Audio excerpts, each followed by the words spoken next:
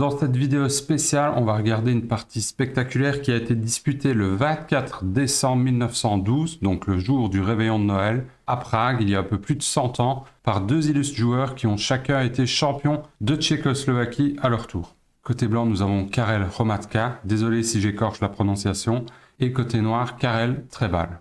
On démarre immédiatement après E4, E5, les blancs choisissent la partie viennoise avec cavalier C3, cavalier F6, F4, un coup moins populaire de nos jours, car il est considéré comme un peu plus risqué. Les blancs attaquent immédiatement le pion en E5, et en fait les noirs peuvent égaliser directement dans cette ligne.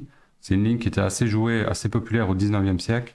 D5, en fait les noirs vont se venger, on le voit très bien, sur le pion en E4. Donc après pion prend E5, on a cavalier prend E4, et maintenant les blancs jouent dame F3.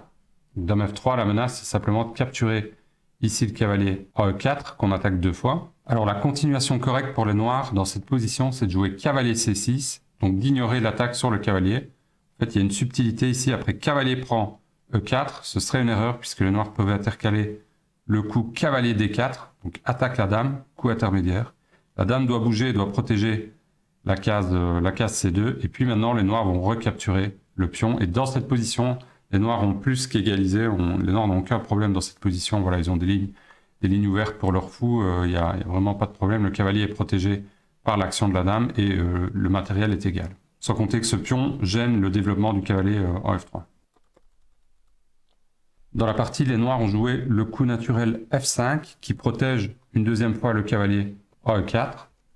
D3, chasse le cavalier, cavalier prend cavalier, pion prend. La menace des blancs dans cette position, c'est de jouer D4, tout simplement. Donc si vous traînez avec les noirs et que vous laissez un peu faire, par exemple un coup comme cavalier C6, ce serait vraiment une erreur puisqu'on jouerait D4. Et vous voyez que la chaîne de pions ici des blancs est solidement installée au centre. Les blancs ont des lignes ouvertes pour leur fou, il n'y a vraiment aucun problème ici, côté blanc qui ont un bon avantage. C'est pourquoi les noirs ont joué le meilleur coup dans cette position. Ils ont joué D4. Et en fait, vous ne pouvez pas vraiment prendre ici, ce serait une erreur puisqu'il y aurait dame prend, et vous voyez que la dame attaque le pion E5 et surtout la tour en 1. Donc après tour B1, on aurait dame prend échec, avec un bon avantage, un avantage matériel pour les noirs. Les noirs n'ont pas capturé le pion en D4, ils ont joué dame G3, qui est le coup principal, cavalier C6, donc attaque, jette un œil sur le pion E5, fou E2, et dame D5, la dame noire est centralisée, la dame noire attaque une deuxième fois le pion E5, les blancs répondent par fou F3, attaque la dame. Et dans cette position, en fait, le meilleur coup pour les noirs, c'est simplement de capturer ici, de capturer le pion avec échec. Et après, dame prend, cavalier prend, il y a pion prend pion. Et après, cavalier prend, on arrive dans une position relativement égale.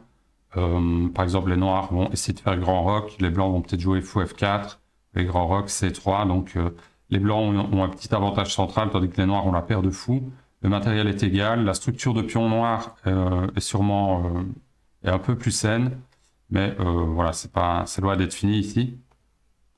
Donc position égale, c'était ça qu'il fallait jouer après fou F3. Mais les noirs vont jouer dame C5, qui est une imprécision, tout simplement en essayant de venir attaquer le pion en C3. Cavalier E2, donc le cavalier vient renforcer la case C3 et peut-être même menacer pion prend D4 dans certaines variantes. Et maintenant, il est trop tard pour les noirs de prendre E5. Par exemple, dame prend E5, il y a fou prend échec, qui supprime le défenseur, et après pion prend, ben on va simplement gagner la dame ici. De même, cavalier prend E5, on voit que les noirs ont un léger retard, ont un retard en développement, tout simplement. Et puis, en plus de ça, leur position est assez instable. Donc les blancs menacent à chaque moment de prendre en D4. Par exemple, fou échec. Donc on dégage le fou de l'attaque du cavalier. Pion G6 pour protéger. Et là, pion prend, qui force plus ou moins la dame à bouger sur la bonne case. Donc la dame doit aller ici. Mais les blancs ont une bonne position ici. Même si les noirs arrivent à prendre le fou, eux ils vont se venger sur le cavalier central ici. Et la structure de pion noir sera de toute façon abîmée. Donc on voit que les noirs sont déjà dans une position relativement difficile ici. Et en fait, ils vont perdre du temps, ils vont s'emparer d'un pion et vraiment accentuer l'avance de développement du corps des blancs. Les blancs jouent fou E3, ils gagnent un temps sur la dame. Dame E7, D4, cavalier B4. Donc les noirs rêvent de cavalier prend C2 échec, bien entendu. Les blancs vont mettre le roi à l'abri en jouant petit roc. Et ici, cavalier prend C2 serait quand même une erreur puisqu'on jouerait tout simplement fou G5, attaque la dame.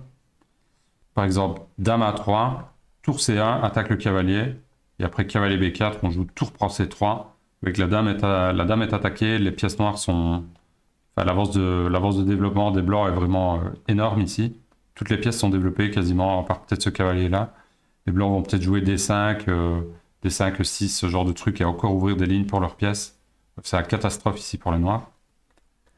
Et de la même façon, si vous jouez par exemple dame B4, on va faire suivre tour D1, avec l'idée de pousser D5. De nouveau, vous voyez l'activité des pièces ici. Les noirs n'ont que 2 pièces de développer, et ce pion-là ne va nulle part. Hein. La case CA est tenue complètement aux mains des blancs. Donc les blancs vont jouer roi H pour éloigner leur roi de la diagonale ici, et puis ils vont pousser D5. Et prendre beaucoup d'espace ici au centre. Donc cavalier C2 ne va pas, les noirs jouent le meilleur coup, ils jouent C6 pour un petit peu empêcher les poussées D5 trop rapides. Et cavalier prend C3 qui récupère le matériel, fou E6, tour D1, donc on va pousser en D5, il n'y a rien à faire. Et ici, les noirs jouent le meilleur coup, ils jouent dame F7. Alors pourquoi est-ce qu'ils jouent dame F7? En fait, tant que la dame reste sur la case de 7, après cavalier prend C2, il y a toujours fou G5 qui traîne. Et après fou F7, on va jouer D5 par exemple. Tandis que maintenant, après dame F7, les blancs menacent réellement de prendre en C2 et d'attaquer le fou. Hein. Donc tour F2. Maintenant, le pion C2 est protégé. Fou E7. A3. Donc le début d'une séquence vraiment très précise de la part des blancs qui vont jouer les meilleurs coups jusqu'à la fin de la partie pratiquement. Cavalier D5. Cavalier prend. Si vous jouez fou prend D5, il y a fou prend, pion prend et C4 qui va plus ou moins revenir au même que dans la partie, vous allez voir. Donc ici, les noirs ont pris du pion et les blancs ont joué C4 pour vraiment disrupter, casser le centre noir ici. Petit roc, C prend D5, fou prend D5, fou prend, dame prend. Donc les blancs échangent toutes les pièces, mais il y a le coup qui traîne, fou H6. Donc les blancs menacent mat simplement en G7, tour F7 pour protéger. Et maintenant, tour prend F5. Donc les blancs viennent de gagner un bon pion et ils attaquent le défenseur de la case G7. Pour le moment, ça tient du côté noir. Mais les noirs vont jouer fou H4, qui est une gaffe. Et là, le véritable cadeau de Noël de Karel Hromadka. Vous pouvez mettre la vidéo sur pause si ça vous amuse. Donc voilà, ici, il fallait jouer tour prend F7. C'est de loin le meilleur coup. Donc les blancs laissent leur dame en prise. Alors, première chose, si vous capturez de la dame, les blancs vont capturer le fou ici. Et après, pion prend, D5. Vous voyez que les blancs ont toujours un pion de plus. Le roi noir est très exposé. Les pions blancs ici sont pas assez liés, donc ils vont filer à dame et ils contrôlent vraiment toutes les cases centrales. La tour les soutient. La dame menace des échecs ici pour attaquer le roi. Et en plus de ça, on a le pion H6, la structure ici qui est vraiment très mauvaise. La dame peut aussi capturer simplement le pion en H6. Les blancs sont complètement gagnants évidemment dans cette position. Même s'il n'y a qu'un pion de moins. Dans la partie, les noirs, évidemment, ont accepté le sacrifice de dame. Ils ont pris la dame en G3. Fou prend G3. Tour prend G7, échec. Roi H8. Forcé, puisque sur roi F7, ça ne va pas. On jouerait tour D7, échec à la découverte. Et on vient gagner la dame ici. Donc roi H8. Tour prend G3. Tour G8. Les noirs vont essayer d'échanger une tour. Pas de problème. Tour prend G8. Roi prend G8. Et maintenant, la pointe, tour F1. Sauf que les blancs ont lâché le contrôle de la case D4. Donc, était-ce bien joué finalement? Dame prend échec. Le roi va se réfugier sur la case H1. Et dame C5. Donc là, on se dit, la dame protège contre le coup tour F8 qui ferait mat. Hein. Et la partie continue. Les blancs jouent E6. Dame prend A3. Et en fait, la dame contrôle non seulement la case F8, donc prévient le mat, mais elle empêche également les blancs de pousser E7. Si vous jouez E7, ce serait une grave erreur, puisqu'on jouerait dame prend, tout simplement. Et maintenant, ce sont les noirs qui sont mieux.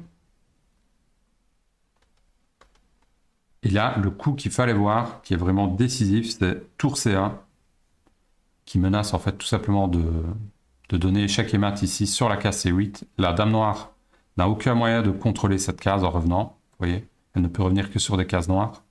Elle ne peut pas revenir en C5, bien sûr, puisqu'il y a la tour. Les cases autour du roi ici sont toutes dans les mains des blancs. Le roi noir est piégé. Donc, dame prend C1, quoi d'autre? Fou prend, roi F8 pour essayer d'arrêter le pion, mais fou A3. Vous voyez que les cases sont parfaitement contrôlées par les blancs. Roi E8, G4 avec le plan tout simplement d'amener le roi ici en F6 et de pousser le pion. Dans cette position, les noirs ont abandonné, puisqu'en fait, il n'y a plus rien à faire. Les blancs ont simplement une pièce de plus ici. Par exemple, si vous jouez A5, roi G2, B5, on remet le fou derrière les pions pour ne pas se faire enfermer par B4. B4, roi G3, B3, donc il faut quand même faire attention au pion noir, donc on joue fou A3 pour l'empêcher d'aller à dame. Et ici, on voit que la position devient de plus en plus désespérée pour les noirs.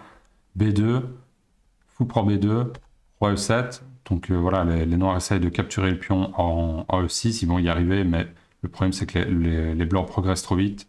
Voilà, le roi, vous voyez, avec l'action du fou, contrôle les cases qui permettent au roi noir de revenir défendre le pion. Donc, par exemple, si vous jouez roi F7, on monte le roi, voilà, on monte les pions, on attend, pion avance, H4, et vous voyez que les noirs sont en zigzag.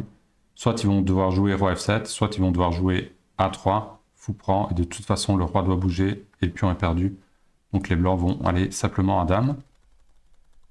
Et de la même façon, si vous courez vers le fou, il n'y a pas de problème, c'est encore plus facile. Les blancs vont garder leur fou ici qui va contrôler la case de promotion, donc ce pion-là n'ira jamais, le pion noir n'ira jamais à dame. Et les blancs vont simplement capturer le pion en H7, donc voilà, fou F6. Vous voyez qu'il n'y a pas de problème non plus pour les blancs. Donc voilà, très très belle partie de la part de Karel Hromadka. Vous voyez qu'il n'y a pas d'erreur, pas de gaffe, aucune imprécision. Donc vraiment un niveau de précision très élevé, impressionnant pour l'époque. Après fou H4, le coup spectaculaire c'est tour pro F7. J'espère que ce sacrifice vous aura plu. Quant à moi, je vous dis à bientôt pour une prochaine vidéo.